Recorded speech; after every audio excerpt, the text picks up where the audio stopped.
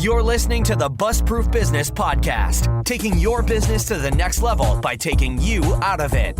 With our experience and proven results, we'll help you find the success that many crave, but only we can help you achieve. It's time to get started with your host, Greg Murphy. Hey guys, it's Greg Murphy from the Bust-Proof Business Podcast, and we were on a bit of an unscheduled hiatus for a while, and I've been dealing with some things in my personal life, and a lot of you guys that are familiar with that have been really supportive, but we're on the other side of that in terms of things going on with me, with my family, and with the business as well. We are in good shape. Amazon's new fee structure, which we will be getting into very shortly with a few different guests. All of those things together, as well as plans to open a new brick and mortar bookstore and everything else, just made it to where I just didn't have the time to give to the podcast that I really wanted to. But now it's 2017. I'm ready. I'm back. I have a new structure and a new plan for this thing to make it consistent, so you guys have me in your ears each and every week. So, yeah, that's on you. You're listening, so I didn't do it. Okay, so what we're going to be doing is we're going to be talking to Bryan. We recorded this episode at the end of February 2017, and it's taken a while to get to it. But we talked about a lot because, we hadn't spoken in, I think, almost 3 months at that point. It'd been a while since him and I'd spoken, and so we covered a whole lot of ground. He actually is pivoting in his business. I'll let him speak for himself, but he's not going to be as involved in Bust-Proof Business day to day like he was in the past. I'm going to be taking over the heavy lifting for the brand, and Bryan's going to be focusing on his family and his businesses. And I'll let him speak to that. In addition, a little bit of housekeeping. We have a lot of stuff coming up in 2017, and I think you guys are going to be pretty excited. We're opening our first ever brick and mortar bookstore. It's a standalone store, not in the warehouse. And if that goes well, we're going to be trying to open up more in the next few years. We have the Bust-Proof Live event coming up. And we're going to be talking with a series of guests, including my good friend Caleb Roth, about some new strategies to deal with Amazon after the new fees. I think Amazon is a great place to do business still. I know that some folks are scaring people away about that, but honestly, I still think books are best. But what will also say, what I've always said, which is the real money's to be made on the books that you can't sell on Amazon, right? The stuff everybody else calls deadwood and junk. That if you can monetize that in my business model of buying in bulk, that's when you make the serious dough. And that's all about partnerships and things of that nature. So we'll get into all that. But for now, this is an interview I did with Bryan Young and his new liquidation company, his new pivot towards his businesses and his family. Thank you guys so much. And I really appreciate all your support. And here it is, Bryan Young.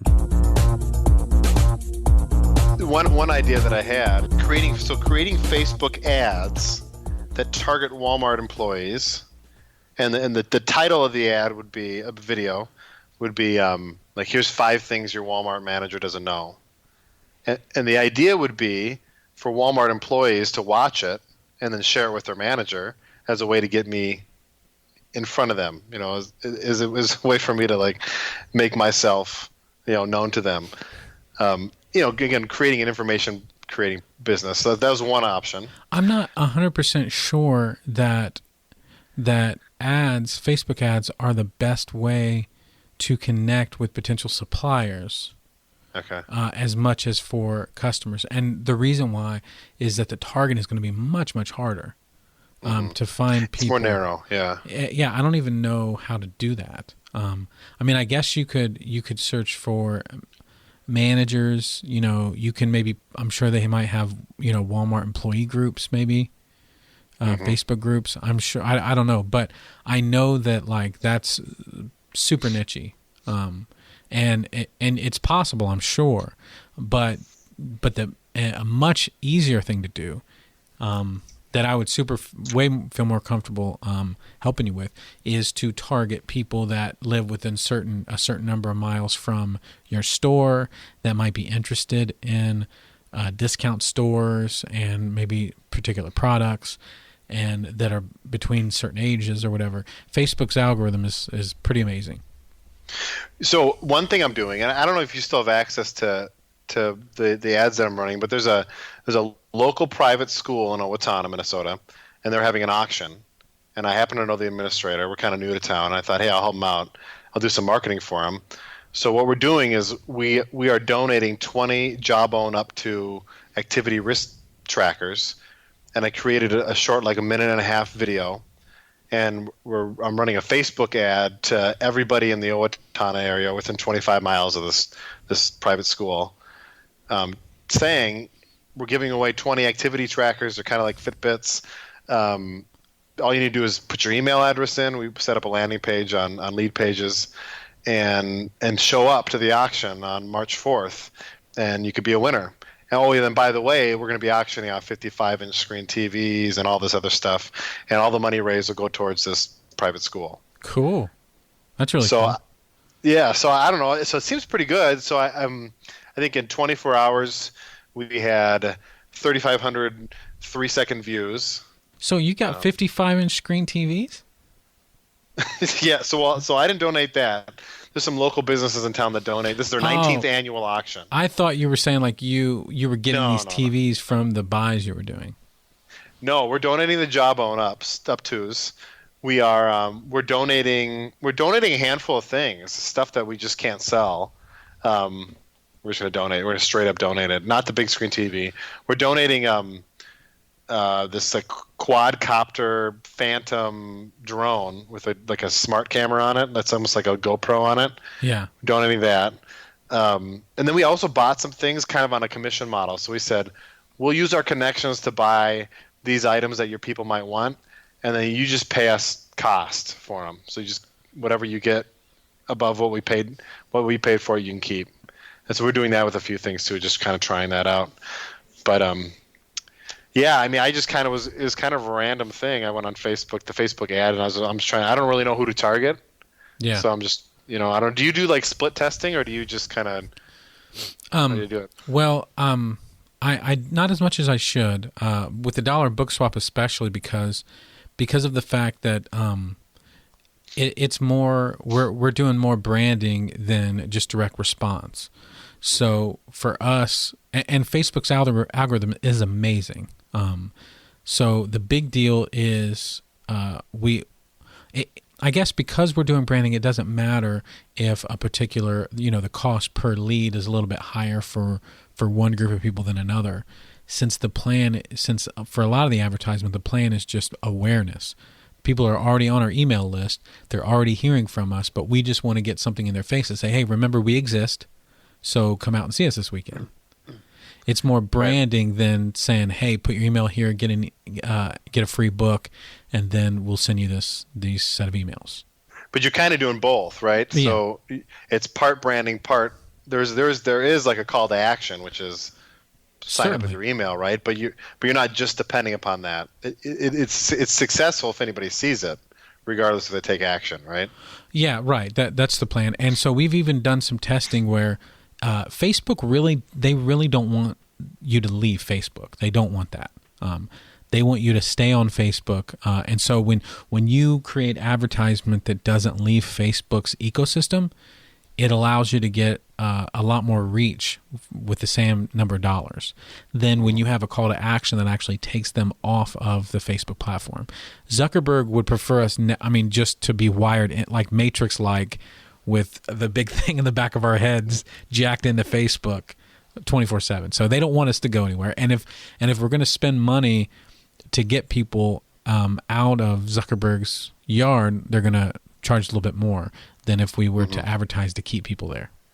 Well, it's brilliant because what I really like as a consumer is the new video features they have. So you watch a video and then you swipe down and there's another video and then another video and then a lot of them are related to that first video you watched, and then they throw random ads in there. So one of the families at this Christian school, this private school, was like I was watching videos, and then all of a sudden an ad popped up with the administrator, and they're saying they're giving away Jawbones at this auction, and so it's working. I think we're paying. I don't know what you guys pay, but we structured it to pay per 3-second view of this video, and so we've had since February 23rd. So it's been like 4 days.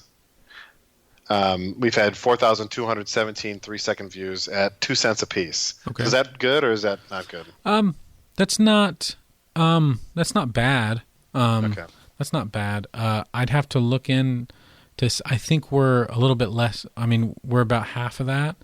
I think, but I'm not. I think maybe I'm not, because I don't think we use that metric as much as you guys do in terms of 3-second views. I just looked at views in general, and that's under a penny. So 3-second views might be that might be about right. I haven't checked that out. But yeah, I think that that what we really like to see is around 3% of folks watch the whole video is what we kind of shoot for. I don't know if that's good or bad, honestly, but it's sort of been my target. When a video does that, I'm happy. When it doesn't, then I'm not as happy. I mean, that's my super critical critical thinking there. So that's okay. Yeah. But again, then that's the great news. Just like the book business, Facebook ads are so lucrative if you have a good product or service, especially for a local business. It's very hard to put in $1 and not get 3 or 4 back. Right, and so that's kind of my mindset was I'm going to try. You and I have done some Facebook advertising together, and I've been listening to some of your podcasts and things and posts and things that you put on regarding Facebook ads, and I was like, you know what, I'm just going to try it out with this private school and see how it goes, and if it goes somewhere, then I'll at least have some knowledge. And you're right, it's also building the brand, because although all 4,000 of these people didn't click through and sign up, there are so much more people are now more aware that this school even exists, which could lead to some enrollment, which, I mean, you only need one kid to sign up, and I mean, you've easily paid for all the advertising we're gonna spend money on Facebook. So it's a big deal, and it's really not that expensive. I think we're spending like $25 a day. Yeah. So. Yeah, it's a great platform, and there's a lot of room to screw up and kind of learn and play around and stuff. And the more, if you were planning on spending a lot more money, then you can start talking about split testing and things. But I mean, there is basically the easy button on Facebook ads, which is just boosting those posts and things.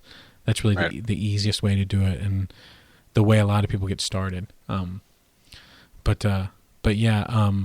And as you build the brand, there's dozens of different types of ads that you can run, all kinds of things you can do that can really change the game for you and still keep people. The big thing is that they have the new lead ads, right? Which not so new anymore, but you can basically hit a button and populate the field that's going to the advertiser by just clicking a button and give them your name, your email, your whatever other information you want to give them, just by clicking like 1 or 2 buttons, and you never have to leave Facebook. Wow. So these lead ads are also pretty attractive. And so then how do as the recipient of that, how does the business collect that information? Is it sent to them like an Excel spreadsheet, or can you integrate it with your CRM or your MailChimp or whatever? Well, I don't know how to integrate it with the CRM, but yeah, you do get access to all that information. Okay, that's interesting, because what we have right now set up is just a lead page with an opt-in button essentially to sign up for this contest. But that's fast. That would remove one less barrier, a couple barriers to entry that way. It would make it so much easier if they could just opt in from the Facebook platform with a click. That'd be neat. Yeah, and you can test out sometimes the lead ads do better, and sometimes the click to website does better, because then you can control a little bit more of the experience. If you haven't sold them quite on what you're doing in the ad itself, taking them to a page and then having a video or maybe some copy, that gives you a little bit more time to seal the deal. So sometimes, even though it's more work, you can also educate them a little bit better. So so the conversion, it depends. I mean, You just have to do the math and figure out which is doing better. So regarding books, so I know a lot of people that source books like we do. We're kind of cherry picking, and we try to sell these books on Amazon. They don't sell. They come back. Maybe we have them returned. Would you like advocate having like a parking lot like tent sale and using Facebook to create awareness for it? Or I mean, how can the average Amazon seller who's not doing tractor trailer loads of product, how could they leverage Facebook ads to make more money?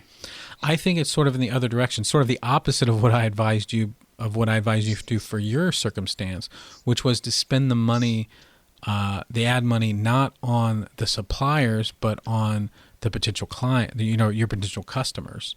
Whereas for the books, I would say the opposite. If you're just going to do a little pop-up sale, like a one-time thing, that is not hard to drive traffic to. You can advertise in Book Sale Finder, put it on Craigslist, spend a little bit of money on a Facebook boost, no big deal. But having that be something that's sustainable is a little bit tougher. And so what I would suggest getting started with Facebook ads is to build those kind of relationships that you and your team are building with books, with thrift stores and places like that. Build, Bryan's Books by Bryan or whatever for your Facebook page, and you can talk about I buy books in local communities, and these are all the things we do with them, and we're donating X number of books to our local community, and so this is kind of what we're doing, and so you'll see books come out of the woodwork, and for much lower cost than you pay if you're going out to bookstores buying them one at a time.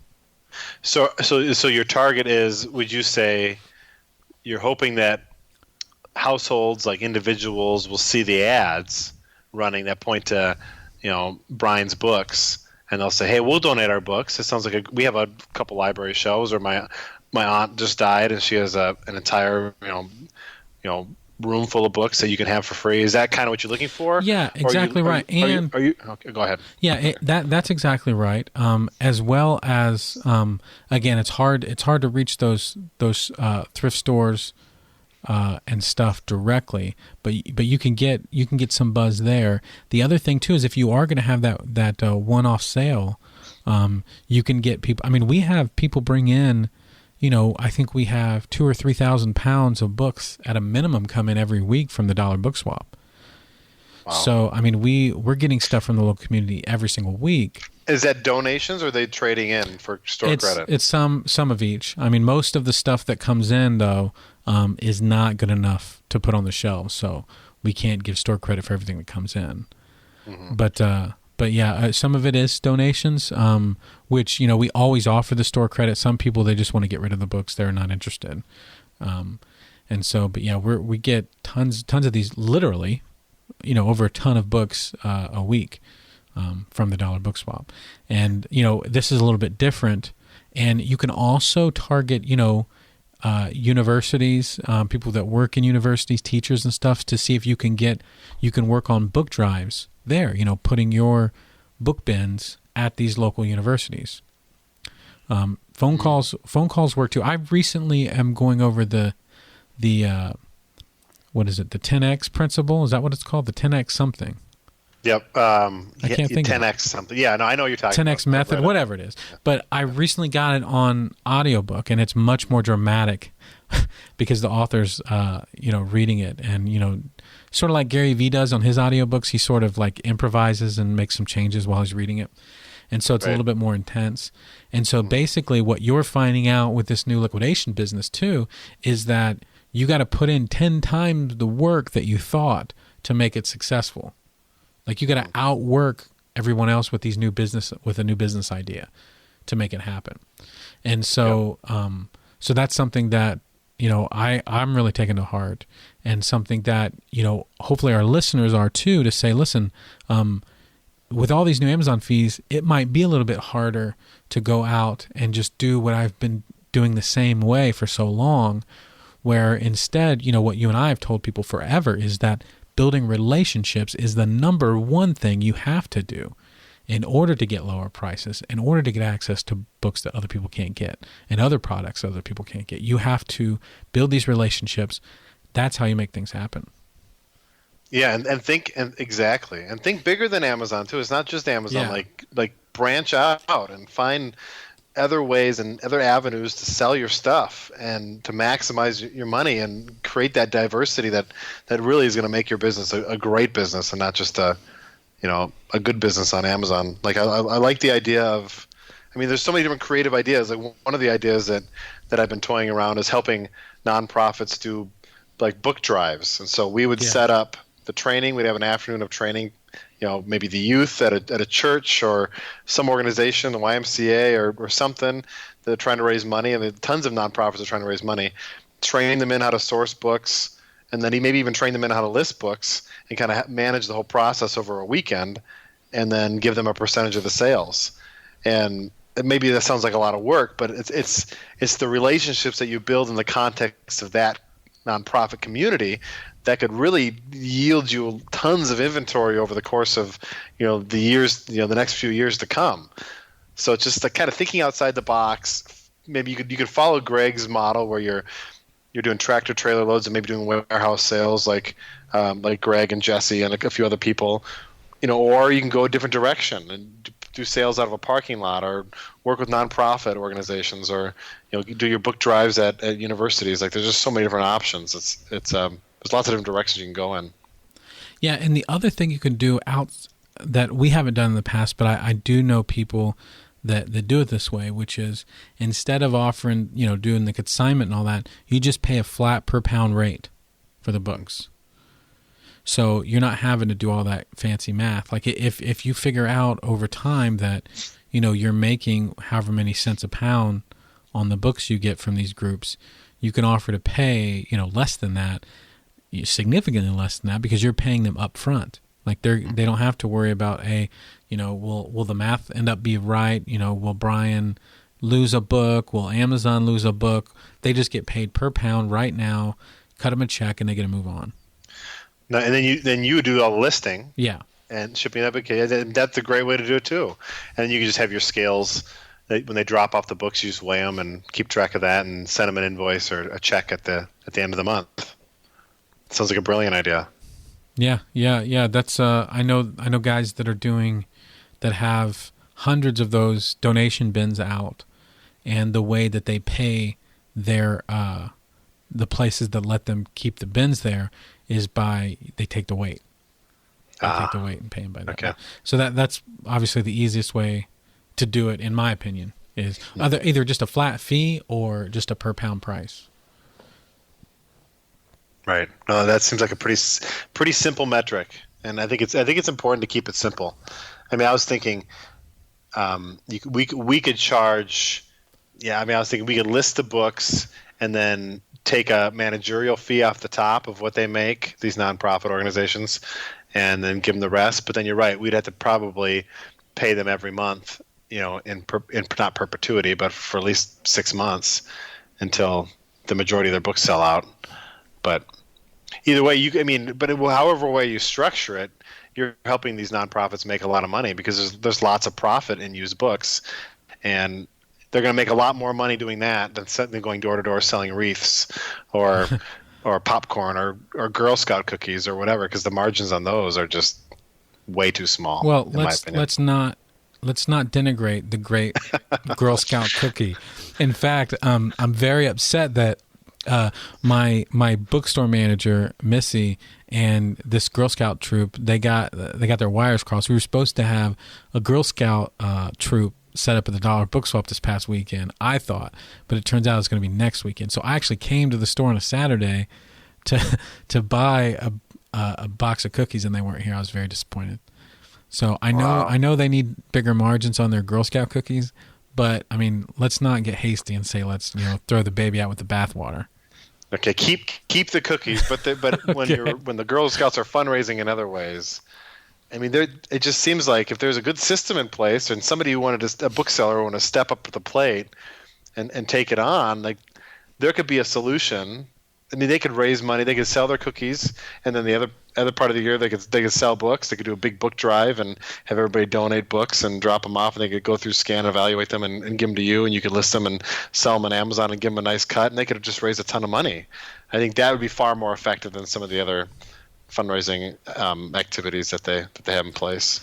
I I was never a Girl Scout, but I was a Boy Scout, and it was a little rough because you got to raise $500 to go on this trip, and what was that? You guys had that crappy popcorn, right? Yeah, the popcorn and the wreaths and the we'd have like a rummage sale every year, but it just was like the amount of money that we were making per hour of effort was well below minimum wage. Oh man. Well, one of the problems is the people that are running these nonprofits are not business people. Yeah. So, exactly. They're not really they're not really understanding entrepreneurship a lot of the time. And so figuring out what's the most effective. So yeah, that's a bummer so I can, you know what, Bryan, I totally can see you as a Boy Scout. 100%. Like that takes no amount of effort on my part to see you as a Boy Scout. Really? Oh, okay. Yeah. I thought I might be stretching you a little bit No, there. not at all. I mean, I wasn't that good of a good Boy Scout. I had I think I was rebellious, like a lot of kids were in their teenage years. So I might surprise you if you would have a glimpse back in that period of my life. But yeah, I mean, anyways, I think fundraising is a big deal, and it's stressful, and it turns a lot of people that are really passionate about whatever their cause is into salespeople, and they're not salespeople, and they hate it. And if there's anything that we could do to step in and help them out, and in a mutually beneficial way, I think that's a need that Amazon book-selling entrepreneurs could meet, and really stand a profit off it, and build a legitimate, multifaceted business in the process. So I before I let you go, I wanted to go over some of my plans for 2017. I want to do like a nationwide campaign to really meet our goal of giving away 1 million books this year. Last year we failed dramatically. I think we gave away between 150 and 200,000 books, which we're proud of. In 2016, but we did not reach our goal by far. And so the question came up in a leadership meeting so what are we going to do? Are we going to basically change the goalpost this year? Are we going to, take that in and say, well, hey, 1 million books is too much. Let's say 250,000 books. And I was not having that. So instead, what we're going to do, because the fundamental problem is we have the books to give away. That's not the issue. The problem is sorting the books costs money. It's expensive. And we have volunteers that come in and do that, but that we're not quite getting where we need to be. And without the books being sorted properly, we can't get people to take them. These nonprofits, they don't have the resources to take 20 tons of children's books that are all great books, but they're not sorted into categories. And there's not many organizations that have the resources to take those books and do what needs doing with those books.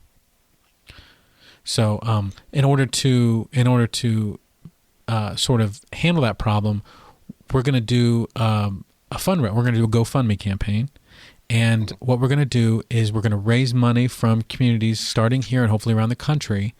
And for every $1 that they give us, we're going to give $2 in store credit to student organizations starting at the University of Dayton and hopefully expanding from there. And they're going to manage basically that trade credit bank for nonprofits, teachers, and other groups in the community. So they give you $1, and then you give them $2 worth of books. Well, no, So I don't give. No, so let's say you give me $1. Yeah. I give some of the student organizations at UD $2 in store credit, and then they pick out the books, or they give the trade credit away to other organizations that can come in and get books for their nonprofit. Because what we're finding is that it's really tough. It's really, really tough to coordinate with all these groups, and it's just too much work. Because we're obviously not making money by giving books away like that. So that's not a profit center for us, and we don't have the outreach into the community that we need to have, that these student groups and other groups have. So by basically creating this trade credit bank, and that provides us some funds to sort some books, and it also provides an outlet to work with these other nonprofits that can actually help us to distribute these books in the communities. I think it's a win-win. Gotcha. Yeah, that makes sense. It makes sense because I never really thought of you having. So the bottleneck is there. You have the books. You're just not able to put them in the hands of people that would want them, and so this GoFundMe account will kind of facilitate you being able to get these books out. So when are you planning on running this GoFundMe? Have you started it yet, or are you still working on it? I was designing it right before we did our call today.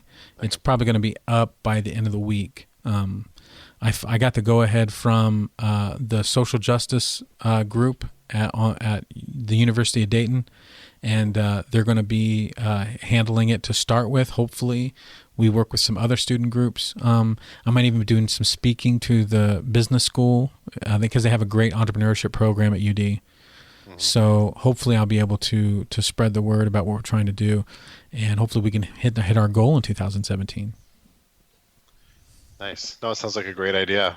You have to keep us posted. So I suspect you're also going to be running some Facebook ads to the GoFundMe. Right. Page exactly right. That's the whole point, is to get that word out about what we're doing on Facebook. So that we're going to use our 25,000 plus Facebook fans and our big email list, all those things together. Nice. And then I think I also saw you post something about, are you going to build another like McKay's style bookstore? Yes. Is that something? I know you're doing the dollar book swap. That's out of a warehouse. Right. I think that's kind of trendy and unique. Not trendy. It's kind of neat because it's kind of fun to shop out of a warehouse. I think there's probably like a psychological thing going on where they know they're getting some pretty amazing deals by coming in behind the scenes. But are you going to open up a traditional bookstore too? Is that in the plans for this next year? That is in the plans, and that's what some of the funds are going to help. That we're part of that money from GoFundMe is going to be paying for, sorting the books. The other part of it is going to go towards hopefully helping us open this new store to also provide the service to people that maybe don't want to come down to our warehouse but are willing to shop at a more traditional store. Mm-hmm. I have purchased the lumber already to build 520 or 550 of those McKay style shelves that we saw in Nashville. Wow. So 550 of those units, which are basically, they kind of look like 5 or 6 milk crates stacked on top of each other, but made out of wood. Like we saw there. And yeah, I've always loved McKay's stores in Tennessee, and yeah, I would love to have a whole bunch of them. How's the dollar book swap in Reno doing? It's doing great.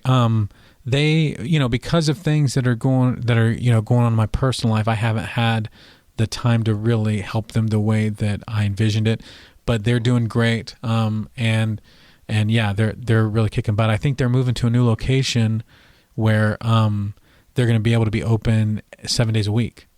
So That's going to be a big thing for them. Nice. So any other ambition to expand into any other markets, in 2017? You think, or are you going to kind of keep it with what you got and focus locally? If this one store goes well, I might have to Ray Crockett in 2018.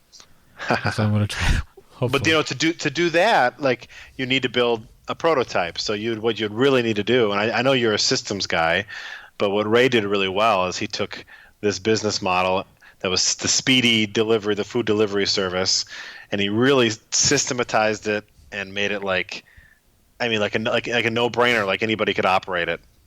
Yeah, and so we're going to be hopefully investing in some automation in our warehouse where the books are going to be sorted by robots, and hopefully the robots will be able to throw the books where they need to go.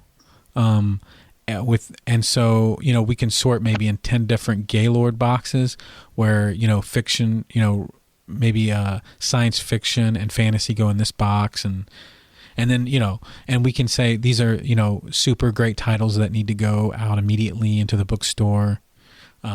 But my plan, honestly, is for a lot of the bookstores, once they're up and running and full, I think that a lot of the books that will be coming from the local community, rather than have to be continually supplied by Murph Books. Nice. So self-sufficient.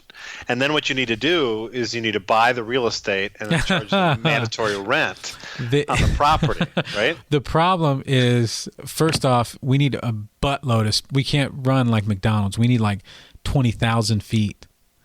So that becomes a little bit prohibitive. But yeah, I don't know.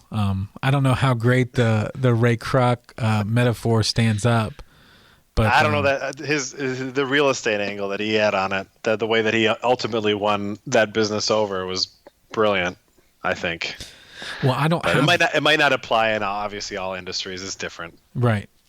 But I did love that movie. I'm glad you saw it. So do you in that? So okay. So I'm Nick and Anitra Jump, right? Yep. So I went to see that movie with Nick and Angus, and Angus was watching it for the first time, and Nick had seen it before. And so when we got out, the question was Ray Kroc a good guy or a bad guy?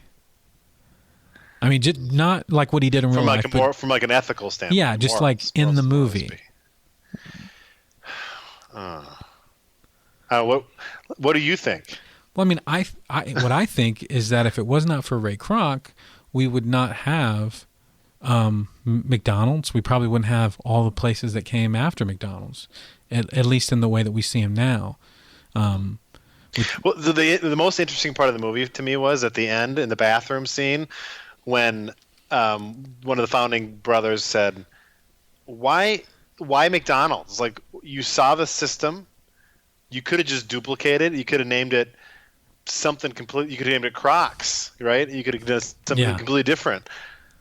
Why McDonald's?" And he said, because the name has this like magical like marketability to it, and he wanted the name, he wanted the brand. He didn't just want the system; he wanted the name and the brand. So some people might say, Ray could have been a better guy if he would have thought up his own name and just duplicated it and created his own business and let let the McDonald's brothers just have their one little store in the middle of nowhere in New Mexico or wherever it was. California, but yeah. California. Yeah. This has been the Greg and Bryan movie review podcast. We should. Okay, Bryan. Well, thank you so much for joining us today. I really appreciate your time. Thank you for having me. It was a lot of fun. Yeah, I'll talk to you soon, buddy. All right, man. Bye-bye. That's all for this episode of the Bustproof Business Podcast. Be sure to point your browser to bustproofworkshop.com to sign up for our mailing list and to get your opportunity to enroll in one of our specialized seminars, guaranteeing you continued results in typical Bustproof fashion. Thanks again for joining us. We look forward to taking your business to the next level right here on the Bustproof Business Podcast.